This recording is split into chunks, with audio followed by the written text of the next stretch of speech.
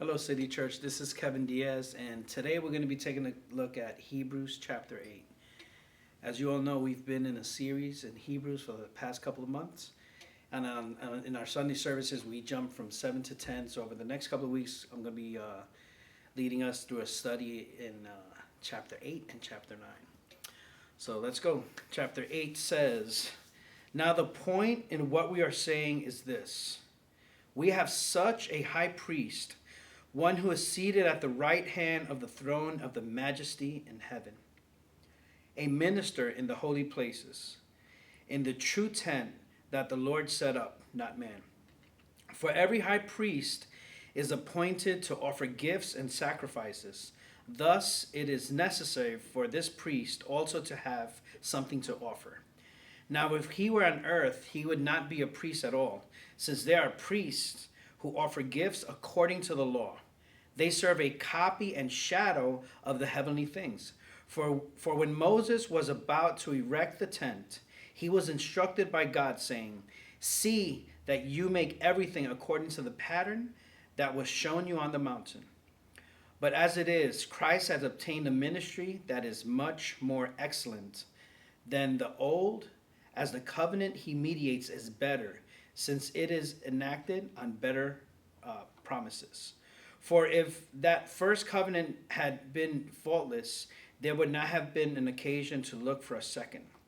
For he finds fault with them when he says, 'Behold, the days are coming, declares the Lord, when I establish a new covenant with the house of Israel and with the house of Judah, not like the covenant that I made with their fathers, on the day when I took them by the hand to bring them out of the land of Egypt. For they did not continue in my covenant, and so I showed no concern for them, declares the Lord. For this is the covenant that I will make with the house of Israel after those days, declares the Lord.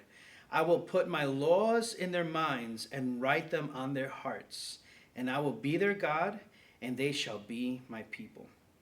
And they shall not teach each one his neighbor, and each one his brother, saying, Know the Lord, for they shall all know me, from the least of them to the greatest. For I will be merciful toward their iniquities, and I will remember their sins no more.'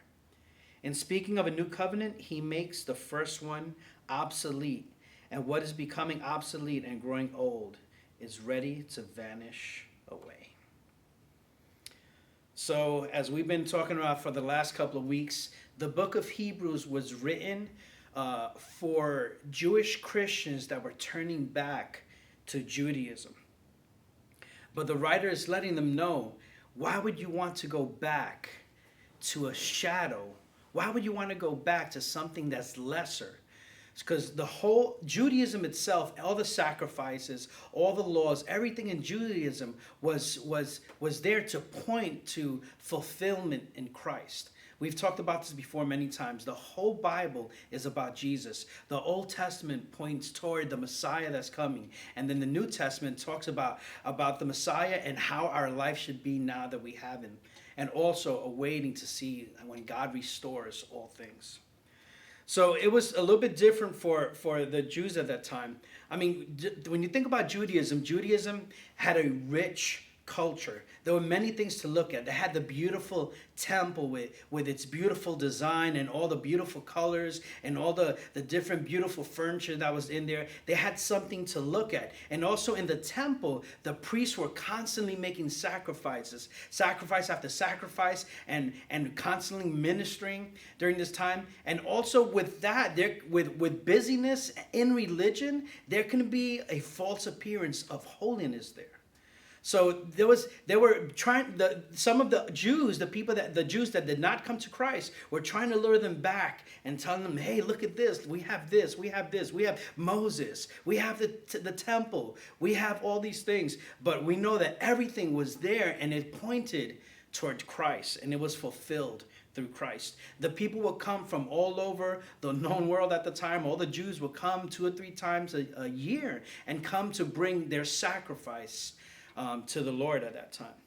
And like I said, this was constantly work after sacrifice after sacrifice.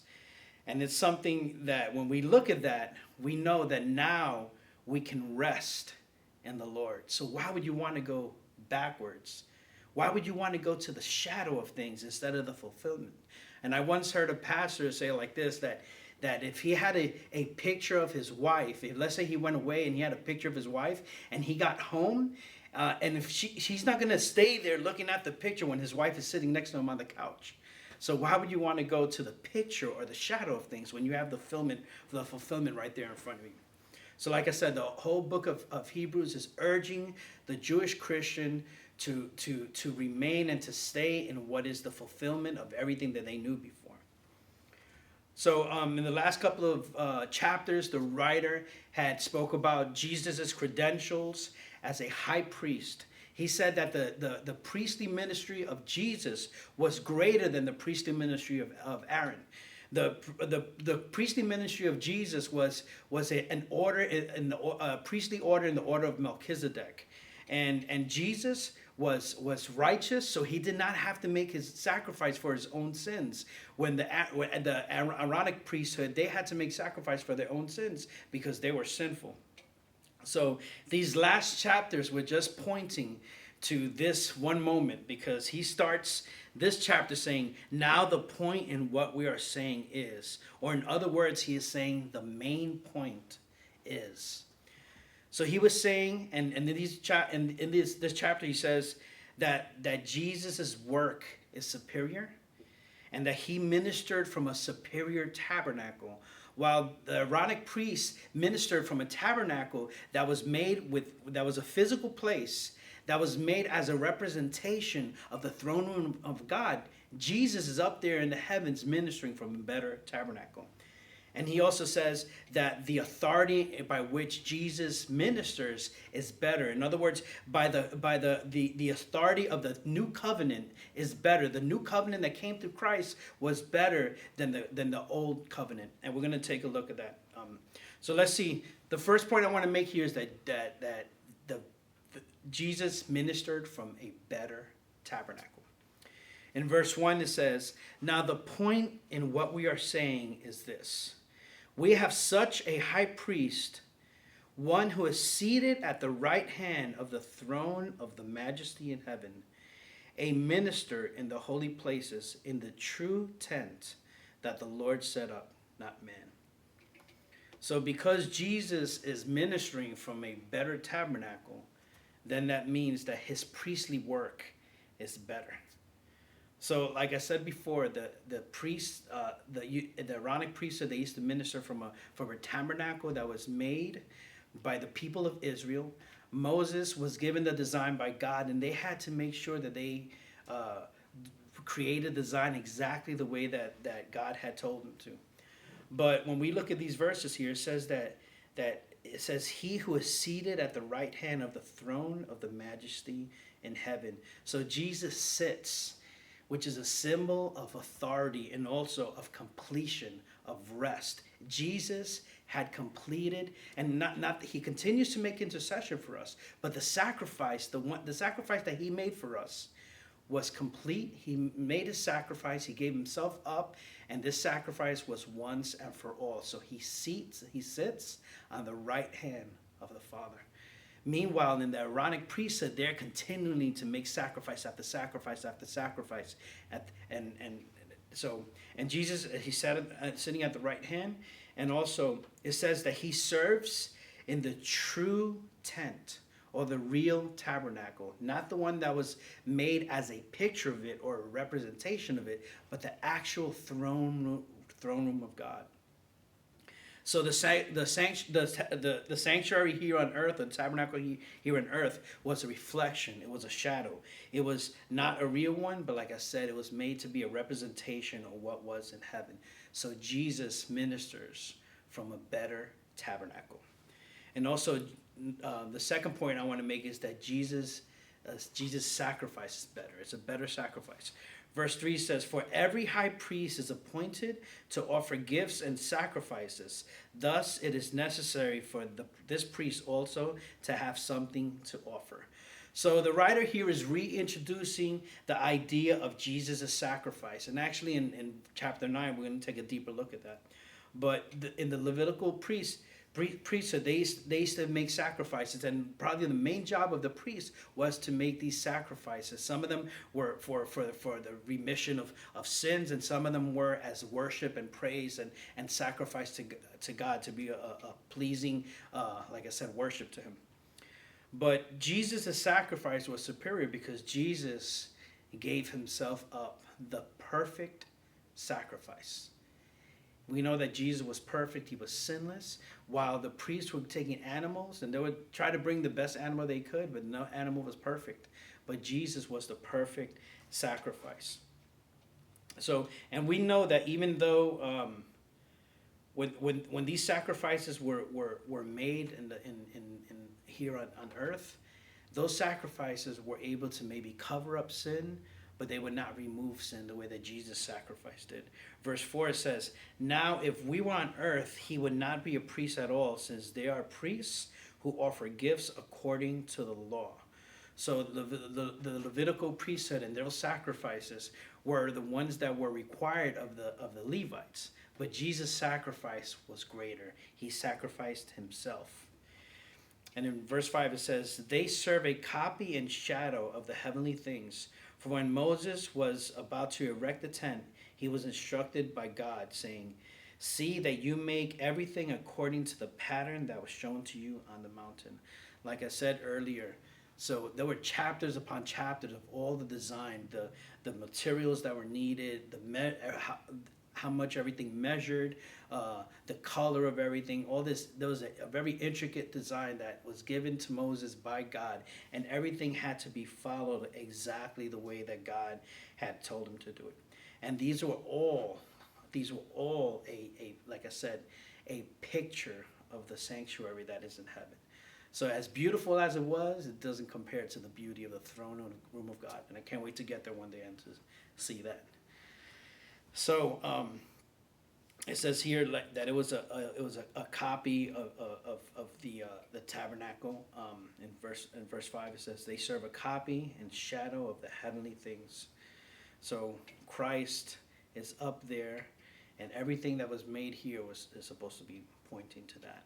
So also the next point is that he served from the authority of a better covenant. Verse 6 says, But as it is, Christ has obtained a ministry that is as much more excellent than the old.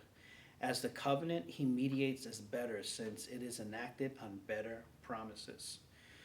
So the word covenant is an agreement or an oath.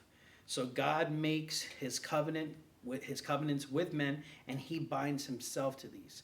And when I say a lot of people want to compare a covenant to a contract, I wouldn't really compare it to like a business contract, because with a business contract, there are two sides making negotiations and trying to get more from each side. With God, God was making this covenant, and he bound himself to it, and he was the one that set the different parts of the covenant. He was the one that said it.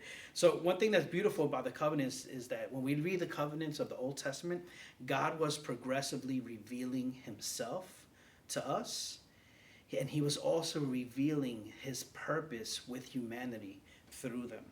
I don't know if it was our sinfulness that maybe we couldn't handle it in one shot, but little by little, God revealed himself to them. So we're not going to spend too much time of it, but just some of the covenants of the Old Testament. We have the covenant that he made with Noah when he said that he would not destroy the world with water again. So I'm not sure if there might have been people that heard the story, and then when they started reading a lot, they would been afraid, but God was saying, "I am not going to destroy the world with water again." God also made a covenant with Abraham when he told him that he was going to give him numerous descendants. He told him that he was going to give him a land, and also that his people, his descendants, were going to be a blessing to the whole world. And God also made a covenant with Moses. And with Moses, he was saying that he was calling the Jewish people to be his special people, his people that were going to be blessed, and his people that were going to even represent him here on the earth. So with God's covenants, like I said, God is the one that establishes them, and he also makes them with certain people. With Noah, he made it to all men, basically, that were left, which is Noah's family. And with Abraham, he made it with Abraham's descendants. And with Moses, he made it with the Jews. So another point about the covenants, man cannot change the terms of the covenants. God is the one that sets that establishes the covenants, and man cannot do anything to change them. So what we're talking about here is a new covenant. So this covenant is a better covenant. It has better conditions. And like I said, that God reveals himself and his final purpose in man through them. And all the other covenants of the past were made they were designed to prepare us to receive this new covenant in Christ. And maybe in the old covenant we had the mediator might have been Noah or Abraham or Moses. Now we have a greater mediator, which is Jesus. And a mediator is a person that would stand in the middle between two parties and bring them together. Jesus is the perfect mediator between man and God, because Jesus is man and he is God. So he met all the conditions for both parties, and he offered himself as a perfect sacrifice on behalf of man to God. And he also gives man the Holy Spirit on behalf of God. So he is the perfect mediator. Verse 6, going back to verse 6, it says, Christ has obtained a ministry that is as much more excellent. And it says that he mediates the covenant he mediates is better, since it is enacted on better promises. So Jesus' ministry is better because these the promises in the new covenant are better. Nothing can really compare to what Jesus gives to us. In the Old Testament, or in the Old Covenant, if you will, the law is given to prove that we cannot be perfect. It is establishing what righteousness is, but also letting us know that we cannot be righteous on our own. So all of the Old Testament and all the laws and all that was fulfilled through Jesus Christ. Verse 7 says, For if the first covenant had been faultless, there would have been no occasion to look for a second. So I'm not saying that God made a mistake, but his intentions were not completed through the old covenant. They were completed through Christ in the new covenant. So the old covenant or the law would not make men righteous, and it would not restore things. It would not restore the relationship between us and God just the way that Jesus did. But in verse 8 it says, For he finds fault with them when he says, Behold, the days are coming, declares the Lord, when I will establish a new covenant with the house of Israel and with the house of Judah, not like the covenant that I made with their fathers on the day when I took them by the hand to bring them out of the land of Egypt. For they did not continue in my covenant, and so I showed no concern for them, declares the Lord. So here the writer of Hebrews is quoting from Jeremiah 31:31. And like I said, it's not saying that God could not fulfill the covenant. What it's saying is that man did not fulfill the covenant. So about six centuries before Jesus came, the Lord was speaking through Jeremiah saying, I will establish a new covenant.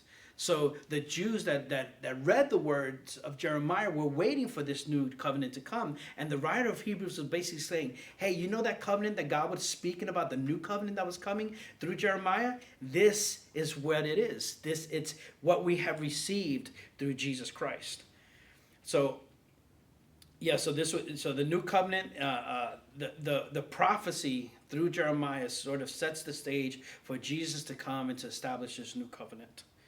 So this new covenant, just a couple of points I want to make about it. Number one, this new covenant was inward and spiritual. Verse 10 says, For this is the covenant that I will make with the house of Israel. After those days, declares the Lord, I will put my laws in their minds and write them on their hearts. And I will be their God, and they shall be my people. The Old Testament had a lot of externals. It had rituals. It had laws that were written on stones. It had commandments. It had sacrifices. But this new covenant, God was saying that he was going to write his law on their minds and in their hearts. So, like I said, the law was there to show us how we fall short of God's sinless perfection. So, because of that, we are not accepted by God.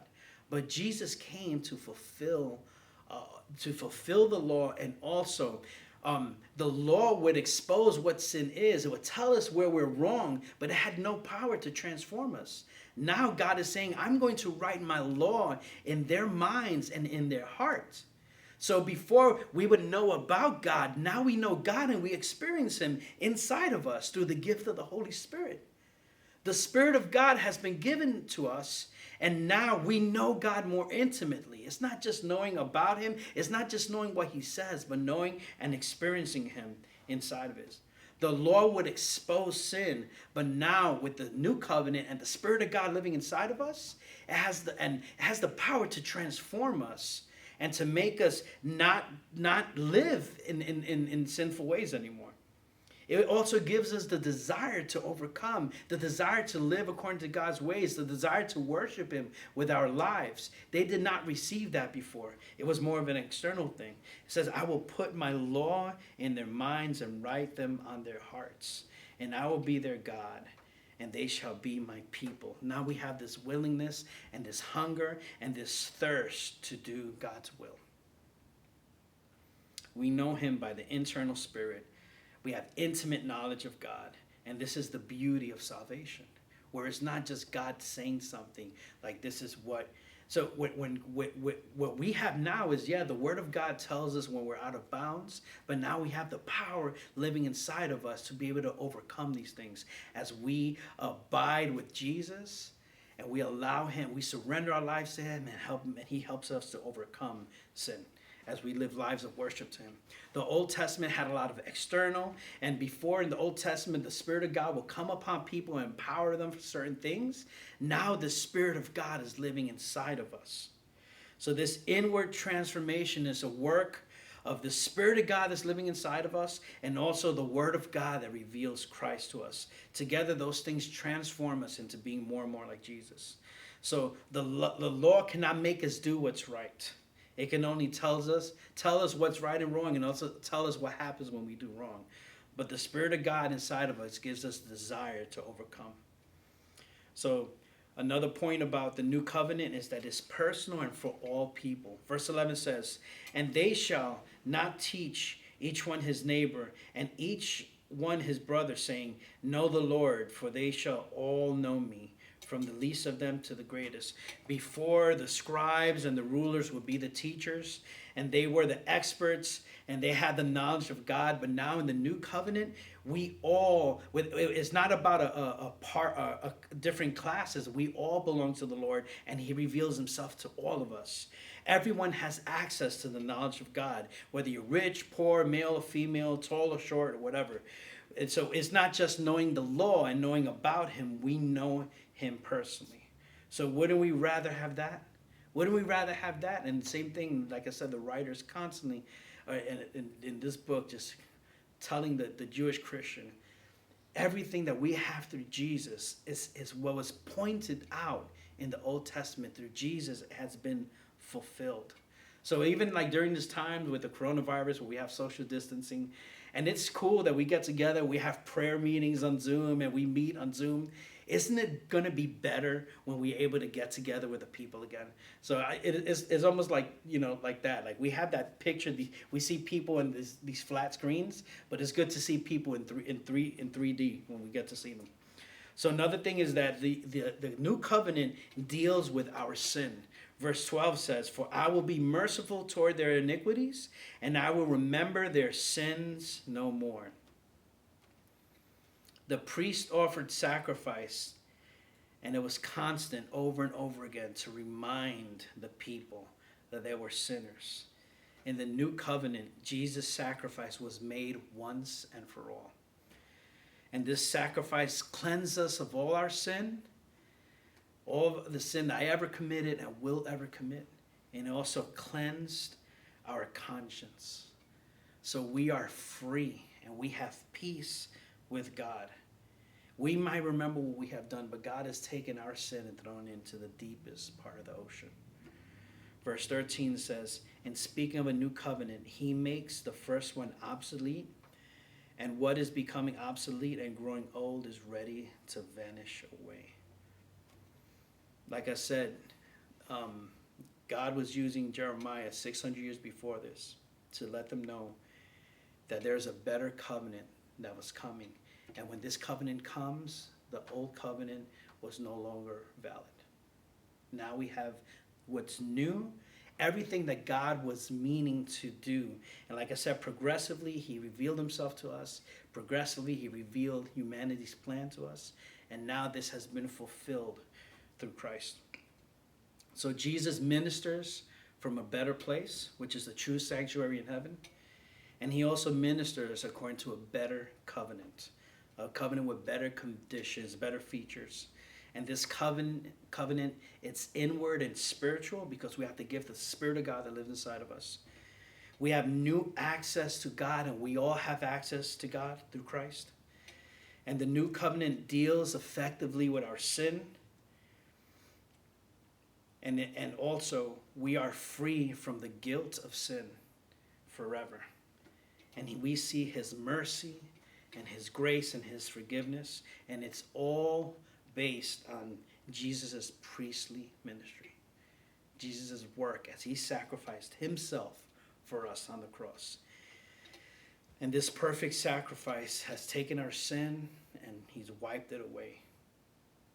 Every sin, like I said, that I will ever commit, and every sin that you will ever commit is available. The cleansing is available through Jesus Christ. So those of us that have been born again have had our sins wiped away, and also we have the Spirit of God empowering us to live according to his ways, and also to be messengers for him, to be able to share this good news about this new covenant. And what's interesting about religion, like I think I mentioned earlier, that religion it paints a false picture of holiness sometimes. We think that just because we're busy doing something, and when we don't understand the grace of God, we are doing things trying to obtain something or trying to hold on to something that we already have in Christ. Now, I'm not saying that we don't do things, but when we do it out of appreciation and out of the power of the Spirit of God that lives inside of us, if we can rest in Christ, but also respond with doing Jesus' work and continuing his ministry here on earth. So as we look at the book of Hebrews, maybe we're not tempted to go back to Judaism because most of us were not Jewish. But I think that sometimes we get tempted to go back to the old things, the things that once broke us, the things that never satisfied us before. It's like sometimes we forget. So it's like we just have to remember that the only thing that really satisfies is Jesus. He's the only one that really satisfies us. So anyway, let's continue to look at the book of Hebrews, and I encourage you to just go through these as we have gone through most of the book right now. Just go back and read it over, having greater understanding. And I know for me, when I get into when I read the book of Hebrews, it just encourages me. It helps me to see the beauty of God's wisdom in salvation. We're able to see God's love for us, and just how he is the one that fulfills everything. And yeah, so just encourage you guys to do that. And anyway, so we're going to be going into chapter 9 in the next couple of weeks, and I guess I'll see you guys there. Be blessed.